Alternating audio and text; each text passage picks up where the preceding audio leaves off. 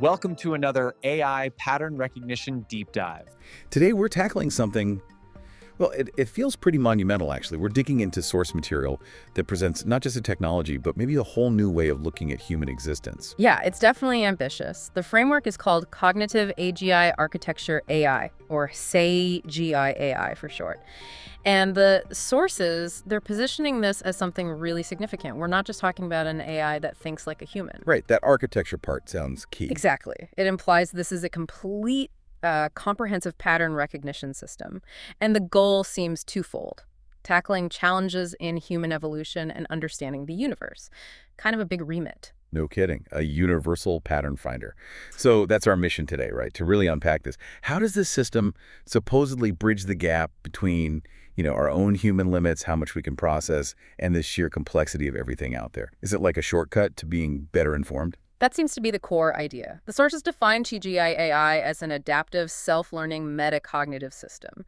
Metacognitive is the important bit there. Meaning it's not just seeing data points, but Or the structure behind them, how they connect, how patterns repeat across totally different areas. It's always doing 5 key things, according to the material. Okay, let's break those down. What are these 5 actions that make it metacognitive? All right, first, it identifies recurring patterns, and this is broad human behavior, natural systems, even cosmic events. It's looking for those underlying structural similarities, like the way a star collapses might share a structural pattern with an economic crash. Interesting analogy. Okay, identification is one. Second, it predicts outcomes. It runs simulations, basically, takes real-time data, compares it against this huge library of historical patterns it's learned, and calculates probabilities. Okay, prediction. But then there's the trust issue, right? The classic AI problem, even if it's right, do we believe it if it's just a black box? Exactly. Which brings us to number 3, and this is crucial. It explains the causal relationships. It has to translate all that complexity into language and maybe analogies that humans can actually grasp, make it less abstract. Got it. Explainability, what's 4? Fourth, it adapts constantly. Every prediction, right or wrong, feeds back into the system. It refines its models, learns, improves. It's never static. And the 5th action? Fifth, this is the output, really. It guides humans towards decisions that are beneficial, not just for the individual in the short term, but ideally for the collective long-term good. So guidance is the ultimate goal. And the sources say this guidance rests on 4 pillars of knowledge to help us overcome our short-sightedness. That's the idea. 4 types of awareness. First, real-time situational awareness. Just knowing objectively what's going on right now, physiologically, financially, socially, whatever the context, without our usual biases messing with the picture. Okay, knowing the what is. Second, historical context. Yeah. Understanding the backstory. How did this current pattern develop? What led up to this moment? It stops us from just reacting to symptoms. Yeah, stops us treating symptoms as the actual cause. Makes sense. Third, future projections. This is about anticipating consequences, trying to prevent those decisions that feel good now but create massive problems later, whether that's environmental debt, personal debt, you name it. Seeing the ripple effects. Precisely. And finally, the 4th pillar pulls it all together: personalized guidance. It takes the real-time data, the history, the future projections, and tailors advice specifically to your needs, your values, your situation, actionable steps that actually make sense for your life. Okay, that sets the stage. Which brings us squarely into part 1, the why. Why do we even need this? We built this complex world. Why can't we manage it? Why rely on an AI for pattern recognition? Yeah, this is fundamental to the whole argument. The sources frame it as the human paradox. It's this basic contradiction in our species. Go on. Well, on one hand, we create these incredibly complex systems in the global supply chains, digital finance, social networks, amazing stuff. But then we seem almost incapable of predicting the long-term effects, the second or third order consequences of these things we build. So we build higher and higher, but maybe shake the foundations as we go. We make progress, but sometimes destroy things in the process. That's the paradox in a nutshell.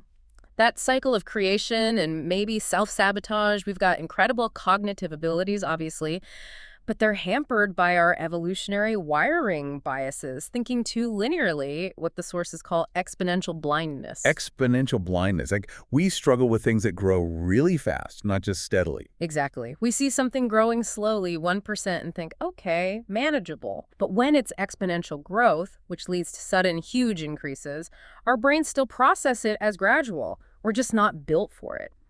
CAGIA-AI is proposed as a way to compensate for these built-in biological limitations. Yeah, let's get more specific about those limitations. Yeah. What are the critical human needs this system is supposedly designed to meet right out of the gate? The biggest, most immediate one is probably cognitive overload management. We're just drowning in information. The source material updates that old statistic it suggests we're trying to process something like 34 gigabytes of data every day. 34 gigs. Wow. And that's not just emails and news feeds, right? No, it's everything. Passive awareness, social cues, constant little decisions. It all adds up. It's just not sustainable for our brains. It leads straight to decision fatigue, doesn't it? Yeah. You just make bad choices because you're tired of choosing. Precisely. So CAGI-AI is designed to act as a filter. It prioritizes, it contextualizes this flood of information. It's not telling you what decision to make, but it clears away the noise so you can actually think clearly. Saving our mental energy for the important stuff. Right. Reducing that analysis paralysis, that cognitive exhaustion, freeing us up for more creative thinking, actual problem solving, instead of just managing the deluge. And that saved energy presumably helps with the next need, better consequence prediction. And absolutely. If we're overloaded, we only see the immediate effect, right? If I sell this stock now, I make a profit. We miss the bigger picture. If everyone sells the stock now because of this trigger, it could crash the whole market next month. So the AI models those longer chains of cause and effect across different systems even. That's the claim, modeling those ripples across time, cross-system boundaries. The goal is preventing unintended harm and maybe spotting those non-obvious long-term benefits we'd otherwise miss. Okay, moving beyond the practical. Yeah. There's this sense of, I don't know, aimlessness, existential confusion. The framework tackles that too, through purpose, discovery, and alignment. Yeah, the sources see this as a major societal issue, this feeling adrift, lacking sustainable meaning. CAGIA-AI apparently addresses this not by assigning you a purpose, like some cosmic career counselor, Right. but by identifying your optimal contribution path. It looks at your unique strengths, your values, based on past choices, your skills, and then maps those onto real, verified needs in the community or the world, finding that sweet spot where your effort genuinely makes a difference. So connecting individual skills to collective benefit, to create meaning that lasts. That's the idea. Reducing that sense of aimlessness by showing a clear path where your actions have tangible, positive impact. And the last critical need you mentioned was pattern blindness correction. This one could be really transformative if it works. It's about highlighting those repetitive, often destructive cycles we get stuck in without even realizing it. Like what kind of cycles? Could be personal, like someone constantly sabotaging their own career progress in the same way. Or it could be systemic patterns of intergenerational trauma passed down, or societies repeating the same political mistakes over and over. And we don't see the pattern when we're inside it. Usually not. The AI acts like an objective outsider, a mirror. It identifies the loop, points out the recurring elements, and crucially suggests a specific leverage, points the places where a small change could actually break the cycle. Okay, this is starting to sound less like abstract theory. Let's make it concrete. Part 2 gets into specific examples, right? Yeah. This is where it gets really interesting how it supposedly works across different parts of life. Let's start with A. Human behavior patterns, individual and social. Okay. For individual psychology, the AI is trying to map the deep structure, personality, how we respond to trauma, our coping mechanisms. A classic example they use is someone who keeps ending up in toxic relationships. Right. We might just say they have bad luck or they're making bad choices. But the AI sees a deterministic pattern detected, a consistent attraction to partners who are, say, emotionally unavailable or unreliable. It digs deeper and finds the correlation. This pattern strongly links back to disruptions in their childhood attachment. So they're unconsciously repeating an early emotional pattern, trying to get a different outcome this time. Essentially, yes. Chasing that intermittent validation because on some deep level, that's what their brain learned to recognize as connection or even love. It feels familiar, even if it's painful. So the AI isn't just looking at the latest breakup, the symptom. It's going for the root cause, the template. Exactly. The AI guidance then suggests a two-part approach. First, specific therapeutic work, things like attachment repair exercises to build new internal models of what a healthy, secure relationship feels like. Second, practical behavioral guidance, how to spot the early warning signs, the red flags like love bombing or inconsistency before getting deeply involved. And they put numbers on this. They do. The prediction is stark. Without that kind of targeted intervention, there's about a 73% chance the person continues the pattern. But with that focused therapy and guidance, they predict a 54% improvement rate, meaning breaking the cycle and being able to form a stable, secure relationship. Wow. Okay, shifting from the individual to the group, social dynamics, community polarization that feels so chaotic. But you're saying the AI finds patterns there too. Definitely. It sees a predictable sequence. It starts with the formation of rigid echo chambers. Yeah. You can measure this by analyzing communication flows. Then you see a measurable drop in cross-group interaction. The bridges between groups start to decay. People stop talking to the other side. Right. And finally, you see a sharp increase in polarizing language. Very binary. Us versus them, rhetoric becomes dominant. The AI tracks this structural decay. And makes a prediction based on that decay. Yes. The prediction for a community showing these specific patterns is quite alarming. Without intervention, there's a 67% probability of serious community fracture, think mass departures, breakdown of civic function within about 18 months. 67% in 18 months. That's a pretty urgent warning. What's the AI guidance look like then? It has to be quite targeted. The focus is on communication intervention, suggesting things like structured, mediated dialogues designed to encourage empathy and vulnerability. But crucially, it also identifies specific individuals within that polarized network. The people who still have connections and trust on both sides, the natural bridge builders. The guidance suggests empowering and supporting these specific people to facilitate conversations and rebuild that cross-group trust. It's about finding and reinforcing the remaining points of connection. Interesting. Okay, let's move domain. B, human education patterns. You mentioned earlier the inefficiency of lectures.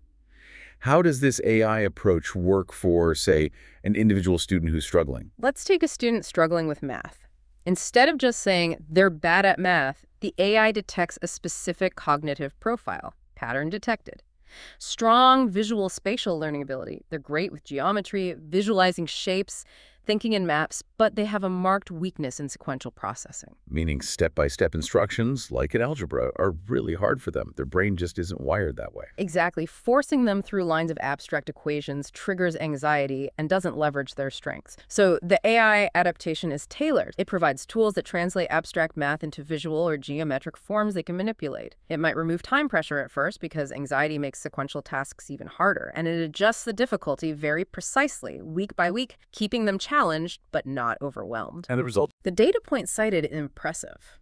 89% of students using this kind of tailored adaptive system show improvement of 2 or more grade levels within just 6 months, because it's working with their cognitive style, not against it. That's huge. Now, zoom out to the educational system itself. The critique of the lecture model, it was pretty damning. It really is, based on cognitive science. The pattern detected is just massive inefficiency. Standard lectures lead to about 70% of the information being forgotten within 48 hours. That's the Ebbinghaus forgetting curve in action. And within 30 days, it's closer to 90% loss. 90%. So we spend all this time and money, and most of it just evaporates. Pretty much. It suggests the system is better at signaling credentials than imparting lasting knowledge or usable skills. The CAGI-AI guidance points towards fundamentally different structures. Much more project-based learning, where students actively apply knowledge, personalized spaced repetition software to combat the forgetting curve, and things like peer-to-peer teaching. And the predicted outcome of shifting the whole system. The numbers are dramatic. These alternative methods are predicted to yield 340% better long-term knowledge retention, and maybe even more importantly, 215% higher career adaptability, because the focus shifts to integrating skills and problem solving, not just temporary memorization for a test. Okay, let's shift again. See human biology and mental health patterns. This feels like a huge area, predicting health issues years out. Yeah, the potential here is significant. For health and prevention, take the example of someone with a family history of type 2 diabetes. The AI starts building a pattern profile early, say at age 28. It's looking at hundreds of variables. Like what? Early signs of insulin resistance from blood tests, sure, but also behavioral patterns like a documented sedentary job, high stress levels measured perhaps by wearables, tracking cortisol, and specific genetic markers known to be linked to metabolic issues. So it's combining genetics, lifestyle, physiology, Right. the whole picture. Exactly. It synthesizes all these factors. The pattern suggests a high probability of that person developing diabetes in their mid-40s, maybe 15 years, before a doctor would normally even screen for it based on symptoms. And the intervention isn't just generic advice like eat less sugar. No, it's hyper-personalized. The nutrition plan is based on their specific genetic metabolism. What foods cause glucose spikes in their body? The exercise plan is optimized for their insulin sensitivity, maybe recommending specific types or timings of workouts. Stress management techniques are integrated based on their measured stress patterns. And the predicted impact. An 82% reduction in the likelihood of developing diabetes compared to someone with a similar risk profile who doesn't get this personalized preemptive intervention. Wow. Okay, what about mental health?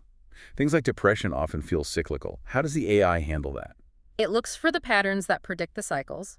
For someone with recurring depression, it correlates episodes not just with obvious things like season changes, but with subtle physiological and behavioral precursors. Precursors like what? Maybe a specific change in sleep patterns, like consistently waking up 90 minutes earlier than usual for a few days, or a measurable drop in social interactions tracked via communication logs or location data, say 15% less contact, or subtle shifts in heart rate variability. By finding the combination of precursors unique to that individual, the AI can predict vulnerability windows. How far in advance? Often 2 to 3 weeks before the person might even consciously feel the depressive episode starting to build. 2 to 3 weeks. That's a real window for prevention. That's the key. Instead of waiting for the episode to hit full force, the person gets an alert and can deploy preventative strategies. Maybe it's specific light therapy timings, proactively scheduling social activities to fight withdrawal, or adjusting workload temporarily. The predicted results are significant. A 64% reduction in how severe the episodes are when they do occur, and 47% fewer episodes overall per year, just through pattern recognition and early action. Incredible. Okay, let's tackle the really messy one. D, human politics and economics patterns. These systems seem almost defined by irrationality and complexity. How can an AI find reliable patterns here? The approach described is all about massive historical data analysis, trying to strip out ideology. Take the example of a proposed minimum wage increase. Instead of relying on current economic models, which are often politically biased, the AI analyzes, get this, 847 historical implementations. 147. Where from? Across 73 different countries, spanning 120 years of policy. It uses the entire global history of minimum wage changes as its training data. So it's grounding the debate in actual historical cause and effect globally. And it identifies the key local variables that determine the outcome in each case. Things like, what was the size of the local economy? What industries dominated? How much wage inequality already existed? So the prediction isn't just a single number like, it will kill X jobs. No, it's much more nuanced. The predictions are context-dependent. For example, it might predict that in small towns heavily reliant on manufacturing, a certain increase could lead to a 15% job reduction in that specific sector. But in large, diverse cities with strong service economies, the same increase might have only a minimal 3% employment effect, while also leading to a significant 12% reduction in poverty. Context is everything. What about enforcement? Does it factor that in? Crucially, yes. The model includes enforcement funding and effectiveness as a key variable. It might predict that if a minimum wage hike is passed without adequate funding for enforcement, non-compliance by employers could reach, say, 31%. Meaning the law exists on paper, but doesn't actually change wages for many people. Exactly, resulting in minimal impact on poverty despite the policy change. So the AI guidance would focus not just on the wage level itself, but on the implementation and enforcement strategy needed for it to actually work. Okay, switching to broader economic system patterns. Asset bubbles, housing bubbles, tech bubbles. History shows we're terrible at spotting them before they pop. It's a classic mix of that exponential blindness we talked about, plus herd behavior. Everyone assumes the good times will keep rolling. The AI looks for specific quantitative and qualitative signals. For a housing market, a key pattern it flags is the price-to-income ratio. How much houses cost compared to average salaries. Right. When that ratio gets wildly out of whack with historical norms, the example uses 3.2 standard deviations above the mean. Okay, translate 3.2 standard deviations for us. How unusual is that? Very. In statistics, anything more than 2 standard deviations away from the average is typically considered an outlier, happens less than 5% of the time. 3 standard deviations is extremely rare, less than 0.3% of the time. So 3.2 means you're in highly unusual, historically unprecedented territory. It's a quantitative red flag screaming unsustainable. A sign the fundamentals are broken. Yes. The AI then matches this quantitative signal with other patterns like a surge in speculative buying, lax lending standards, widespread public belief that this time is different, comparing it to, say, 8 previous major housing crises globally. If the patterns match closely, say 89% similarity, Then it makes a prediction. the probabilistic one, for instance, a 67% to 84% likelihood of a significant market correction, a crash, within the next 18 to 36 months. The guidance would then be about mitigating risk, both for individuals and potentially through policy changes, to try and soften the landing. And finally, at the micro level, individual financial health. How does it go beyond just budgeting apps to address things like chronic debt? It looks for the deeper psychological patterns. Take a young professional consistently racking up credit card debt despite a decent income. A simple budget app might just track spending. The AI looks for triggers. Yeah. It detects that the overspending consistently happens after specific events, maybe a stressful day at work, a social media comparison spiral, a relationship issue. The pattern detected is emotional spending. And digging deeper, it might link this pattern to an underlying childhood scarcity mindset. Meaning they grew up feeling like there wasn't enough, and now they spend to soothe that old anxiety or prove they've made it. That's often the dynamic. The spending isn't really about the thing they're buying, it's about managing an internal emotional state rooted in the past. That's fascinating. So how does the AI guide them? Just telling them isn't enough, presumably. Right. The guidance is twofold. First, it suggests targeted psychological interventions, maybe specific therapy modalities or exercises, to address the root scarcity mindset and the emotional triggers directly.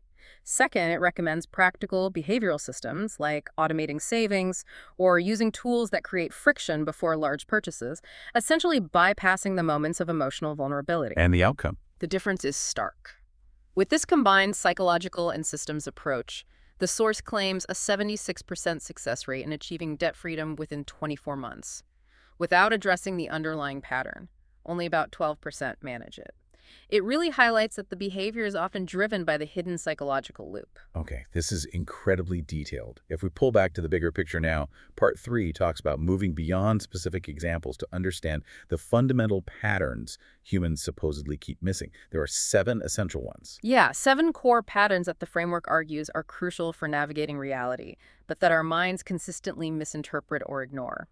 The first is the cause-effect chain, which they also call the ripple effect pattern. And our basic failure here is thinking too short-term, too linear. Exactly. We see A causes B, simple, but the reality is messy. A causes B, B causes C, C subtly changes A and causes D, and D might happen years later, miles away.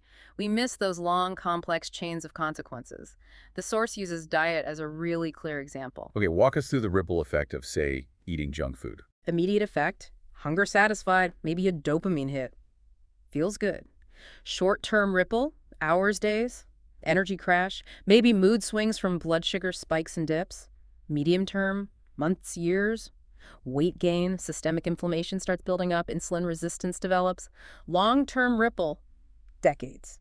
Chronic diseases like diabetes or heart disease, needing medication, reduced quality of life, shorter lifespan, and those long-term effects ripple further, causing stress for families, burdening healthcare systems. It fans out dramatically. So how does CAGI-AI make that distant consequence feel real now?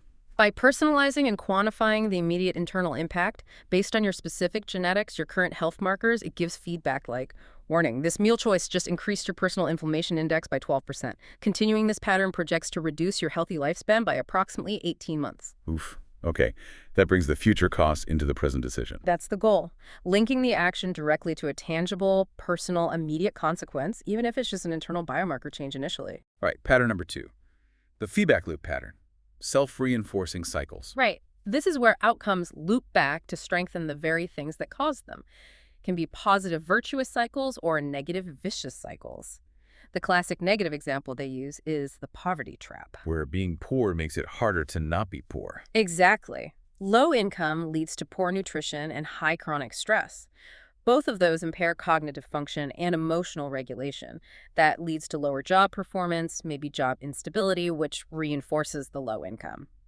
At the same time, low income means less access to good health care, leading to more chronic illness, maybe medical debt, which further drains resources. It's a trap with multiple reinforcing walls. And that's why just doing one thing, like a small wage increase, often doesn't break the cycle. Because you're only pushing against one wall. The other loops, health, stress, education, access, remain intact and keep pulling the person back down. CAGIA-AI is designed to map that entire system of interlocking loops. Then, it identifies the key leverage points where intervention would be most effective. So instead of one intervention, it might recommend several coordinated ones. Precisely. A targeted multi-point intervention may be combining nutritional support, affordable healthcare access, job training, and subsidized childcare all at once, is predicted to disrupt the cycle far more effectively. The source cites a 67% cycle disruption prediction for a multi-point approach versus only 8% for a single-point intervention. You have to weaken the trap from multiple angles simultaneously. Okay, pattern 3, the tipping point pattern. Sudden collapse after apparent stability. Our linear brains really fail us here, don't they? Completely. We see things changing gradually and assume they'll continue changing gradually. But many systems, ecosystems, economies, even personal health can absorb stress up to a certain point, appearing fine, until they hit a critical threshold. Then, bam, rapid, often irreversible change. Personal burnout is a perfect example. Yeah, you feel stressed but functional. Pushing through, maybe you're at 80%, 85% capacity. You're still hitting deadlines, performing, but your internal reserves, resilience, coping mechanisms are being depleted. The actual collapse, the point where you suddenly can't function, often happens abruptly when you hit that 87% to 92% threshold. And recovering from that full collapse takes way longer than preventing it would have. So the AI monitors for proximity to that threshold. Using those physiological markers, we talked about cortisol patterns, sleep quality metrics, heart rate variability. It learns your individual pattern and tipping point. It can then warn you your composite stress index is at 84%. Data indicates individuals with your profile are at high risk of acute burnout beyond 87%. It gives you that crucial lead time. Yes. And the data suggests that acting on that warning, intervening when you're still 5 or more percentage points below your predicted tipping point, has a 78% success rate in preventing full-blown burnout. It's about making a small course correction versus dealing with a total system crash. Makes sense.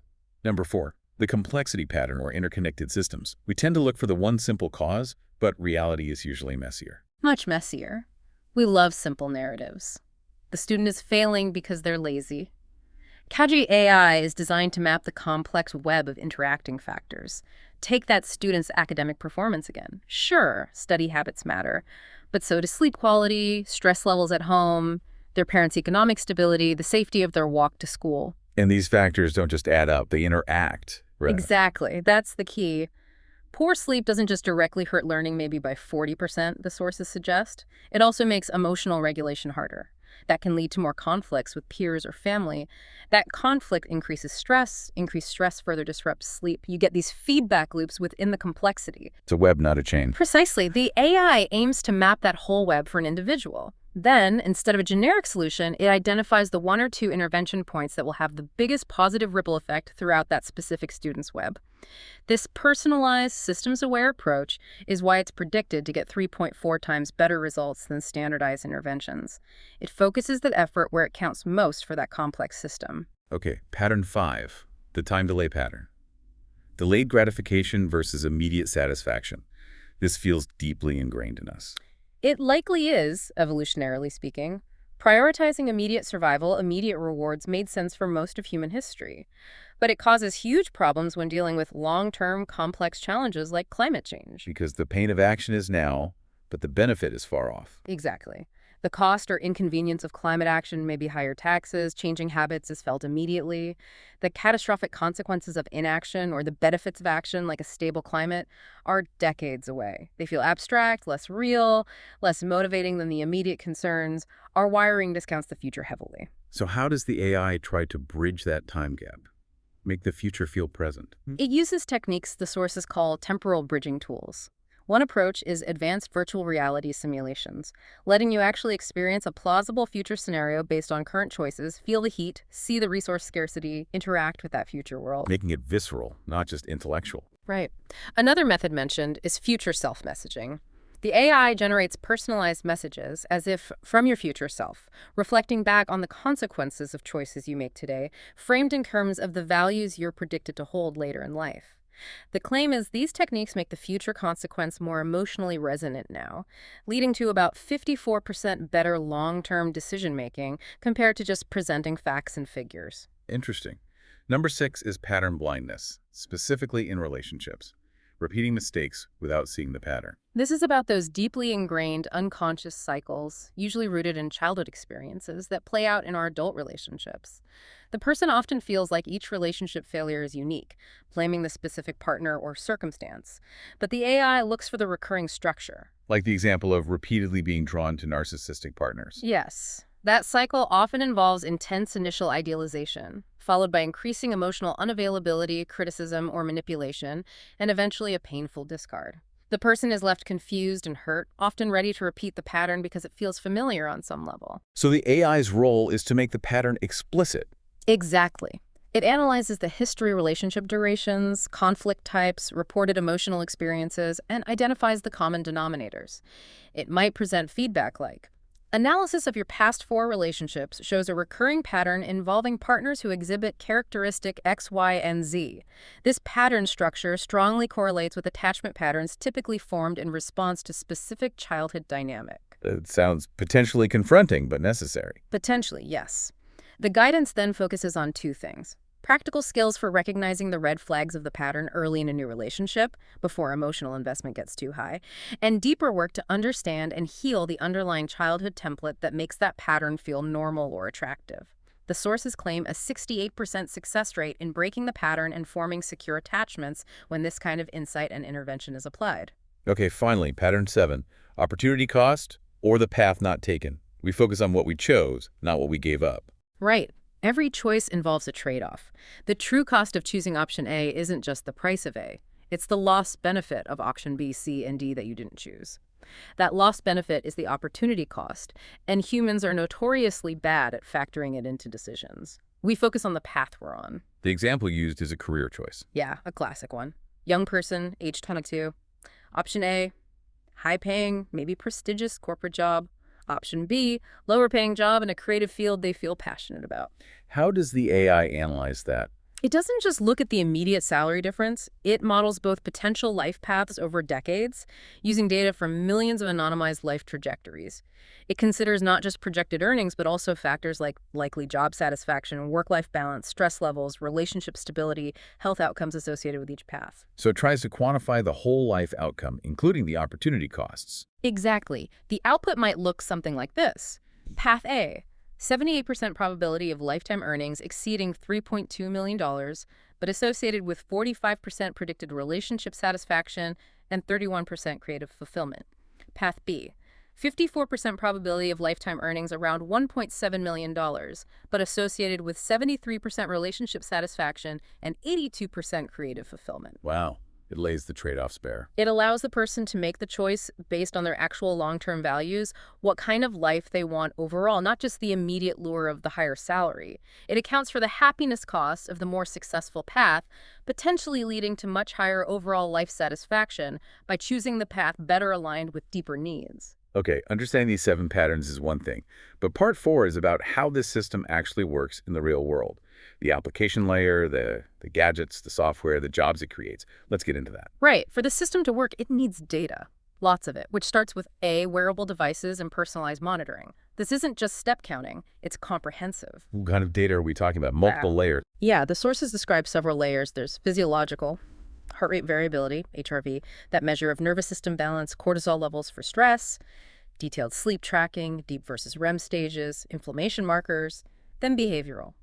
Productivity patterns, the quality of decisions made, if trackable, social interaction frequency, diet logging, also cognitive, maybe tracking focus spans or bursts of creative thought via brain activity sensors, and environmental, air quality, noise levels where you are, even potentially analyzing the toxicity of social interactions based on communication patterns. That's a lot of data about one person.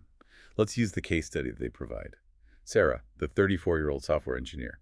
How does this work for her? Okay, so the system establishes Sarah's baseline over time. Maybe she averages 6.5 hours of somewhat fragmented sleep, has predictable cortisol spikes, mid-morning and mid-afternoon, generally high stress. Then the system detects an anomaly. What kind of anomaly? Her HRV, that stress and resilience indicator, drops by 15% over a 3-week period. That's a significant decline physiologically. Just the HRV dropping doesn't tell you why, though. Right. The AI correlates. That 15% HRV drop coincides perfectly with 2 other changes logged in her data. A new project manager started, known from calendar communication analysis, may be flagged as high stress, and her frequency of morning exercise dropped off. Ah, so it connects the physiological change to the behavioral and environmental triggers. Exactly. Based on comparing this combined pattern to millions of other cases, the AI makes a prediction. 76% probability Sarah will experience significant burnout within the next 6 to 8 weeks.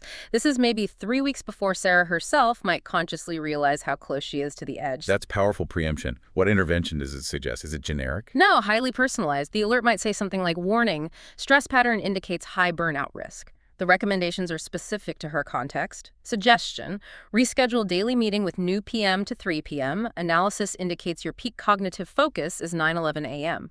Implement 5-minute guided breathing protocol at 2:45 p.m. to mitigate predictable afternoon stress peak. Targeting the specific identified stressors and the outcome. According to the case study, her physiological markers stabilize quickly. Her tracked productivity actually increases by 24% because she's managing stress better and protecting her focus time. And her self-reported life satisfaction goes up 41%. It averted a likely career disruption by seeing the pattern early. Okay, we have to touch on the most sensitive application. Danger pattern detection, specifically around self-harm risk. This needs incredible care. Absolutely. The sources stress the ethical considerations here. The system looks for a convergence of high-risk patterns. Severe sleep disruption, like persistent early waking, marked social withdrawal, less communication, changed movement patterns, a sharp drop in physiological resilience markers, like HRV, and potentially analyzing communication or search content for specific high-risk language patterns if consent is given for that layer. And this feeds into an alert system. How does it balance safety with privacy? Through a multi-level system with strict user controls set up beforehand. Level 1 might be a purely internal alert to the user. Your patterns indicate elevated distress. Consider utilizing self-care resources X and Y. Check in with your mood tracker. No external notification. Okay. What's level 2? Level 2, triggered by more concerning patterns, might suggest contacting a therapist or support network, providing resources directly and securely, maybe requiring the user to acknowledge they've seen it, still contained. And level 3, the highest risk. Level 3 is reserved for patterns indicating imminent severe risk. This is where, only with prior explicit consent, the system might notify pre-designated emergency contacts, like a family member or doctor, and potentially connect the user directly to a crisis hotline. The key emphasis in the sources is that human professionals are always involved in verifying and acting on level 3 alerts. The AI detects the pattern. Humans make the intervention decisions based on pre-agreed protocols. Consent and human oversight are paramount. Okay, that's crucial. Let's talk about the BB. Hardware innovations needed to gather some of this data? Yeah. Beyond just smartwatches. Right.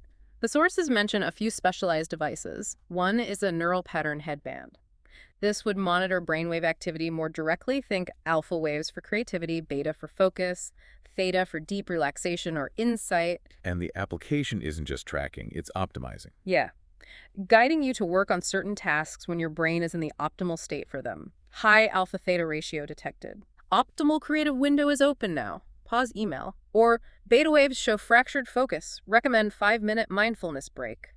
But a major potential application mentioned is detecting the subtle, early neurological patterns associated with conditions like Alzheimer's, potentially 10-15 years before clinical symptoms appear. Game-changing for early interventions. What about body chemistry? That's where the metabolic intelligence patch comes in. A non-invasive patch providing continuous data on glucose levels, cortisol rhythms, key inflammatory markers, real-time internal biochemistry. Going way beyond finger pricks for glucose. Exactly. The application is hyper-personalized health guidance, real-time feedback. Warning. The combination of foods you just ate is causing a 40% spike in your specific inflammation markers. It allows for micro-adjustments to diet and exercise timing to optimize energy, longevity, and prevent disease, like detecting the subtle patterns of insulin resistance years before a standard prediabetes diagnosis. And since relationships are so key, there's hardware for that too. The Relationship Dynamics Analyzer. This sounds like an audio-based device, perhaps used during therapy sessions or even at home, again with consent. It analyzes conversational patterns, listening specifically for toxic communication markers. Like the 4 horsemen from Gottman's research. Precisely. Contempt, mockery, sarcasm, criticism, attacking character, defensiveness, blaming, victimhood, and stonewalling, shutting down. The device would detect these patterns in real time during a conversation and offer immediate feedback or repair suggestions. Pattern detected, criticism, suggestion. Rephrase using I feel statement about specific behavior. It tries to interrupt destructive loops as they happen. Okay. Moving from hardware to C, software applications and robotics. How does CAGIA-AI tackle that sense of aimlessness we talked about? Through something called the Purpose Discovery Engine. This software synthesizes all that data, your skills, from work history, project outcomes, your values, inferred from decisions, spending patterns, stated preferences, personality assessments, combined with data on societal needs and projected future job markets. And it suggests potential paths. It calculates probability matches. The output might look like high potential alignment found with teaching mentoring roles, 83% match, systems analysis design, 78% match, environmental project management, 76% match. It points towards areas where your unique profile intersects with meaningful contribution, aiming to reduce that existential drift. What about understanding complex civic issues, the political decision simulator? This aims to cut through political spin. It takes a complex policy, say, a proposed healthcare overhaul, and breaks it down into plain language, tailored to the user's literacy level.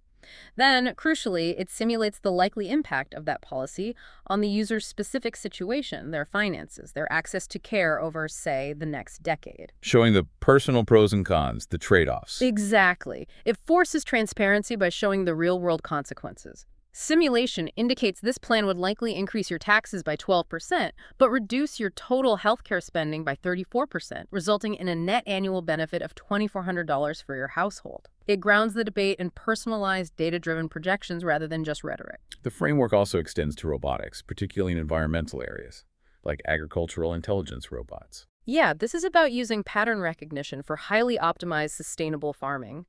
These robots would continuously monitor soil health using sensors, analyze plant stress levels via spectral imaging, detect nutrient deficiencies or water needs on a micro level.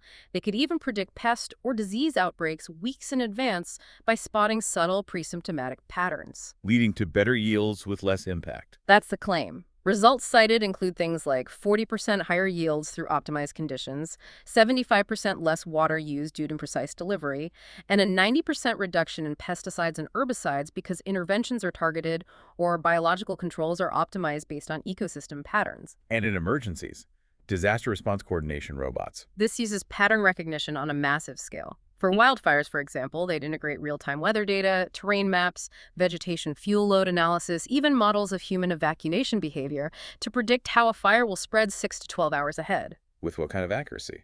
The source material claims 87% accuracy in these predictions. That allows fire services to deploy resources much more effectively, place fire breaks strategically, and time evacuations better. The predicted outcomes are dramatic. 65% reduction in property loss and an 89% reduction in injuries to firefighters simply by avoiding predictable high-risk situations and coordinating response efforts based on the AI's adaptive guidance. So a system this pervasive obviously changes the job market. It doesn't just automate, it creates new job categories, right? Roles focused on bridging the gap between humans and this AI. Absolutely. The sources highlight a huge need for human integrators. The first key role mentioned is the pattern literacy educator. Like teaching people how to read the AI's output, how to think in patterns. Exactly. Their job is to educate people in schools, companies, communities on how to understand the patterns CAGIA-AI identifies, how to interpret the guidance, how to work with the system effectively. It requires a blend of skills: psychology, systems thinking, data literacy, communication. The sources suggest demand for this role is already extremely high, with salary ranges from $65,000 up to $120,000 cited. Okay, pattern literacy educators. What else? The other major category is human AI integration specialists. These people work more within organizations. Helping businesses or governments adapt based on the AI's insights. Precisely. They take the macro-level patterns identified by the AI. Maybe it's predicting supply chain vulnerabilities in a specific region, or identifying patterns of high employee turnover linked to certain management styles, and they help the organization translate those insights into concrete changes in strategy, operations, or culture. They're the facilitators of organizational adaptation based on the AI's pattern recognition. This has been incredibly comprehensive. We've gone from personal health alerts for diabetes or burnout, all the way to simulating global policy impacts, optimizing agriculture, coordinating disaster response. It really shows the potential scope. The system aims to illuminate hidden patterns everywhere, from our own biology to planetary systems, like that stark prediction about coral reef's 73% function loss projected within 12 years, unless specific pattern-informed interventions happen. It's trying to make the invisible structure of reality visible and predictable. And as we wrap up, the source material brings it back to something deeply human, using the midlife crisis as a final example of a universal pattern. Right. The AI analyzed data on this phenomenon across cultures. It found the peak incidence globally is consistently between ages 42 and 47. This timing strongly correlates with a psychological reckoning confronting mortality, reassessing life choices and purpose. It seems to be a near universal developmental stage. But how it looks on the outside varies by culture. Massively. In more individualistic cultures, like the US or Western Europe, the crisis often manifests externally. Questions about career achievement, status, financial success. Have I done enough? Am I successful? In more collectivist cultures, the focus tends to be more internal and relational, evaluating one's role in the family, contributions to the community. Am I fulfilling my duties? Am I serving my people adequately? So the surface behavior is different, but the underlying pattern. The underlying cognitive and emotional pattern, that feeling of reassessment, the search for deeper meaning around middle age, is experienced by an estimated 87% of humans, regardless of culture. It suggests some of these deep patterns, and maybe the cognitive limits that drive them, are incredibly fundamental to our species. Which really sets up the final provocative thought for you, our listener, to take away from this deep dive. If it's true that such a huge percentage of humanity, maybe 87% or more, follows these deep natural patterns that, without insight, often lead to predictable cycles of struggle, confusion, or self-sabotage, then the question becomes, what essential cognitive limitations, what parts of our unaided thinking are we willing to potentially surrender or augment in exchange for this kind of powerful predictive knowledge offered by systems like AGI? And perhaps more profoundly, how might that exchange change what it fundamentally means to be human, our sense of freedom, our creativity, our journey to find purpose? Thank you for joining us. Yeah. We'll see you soon. This is DigitView.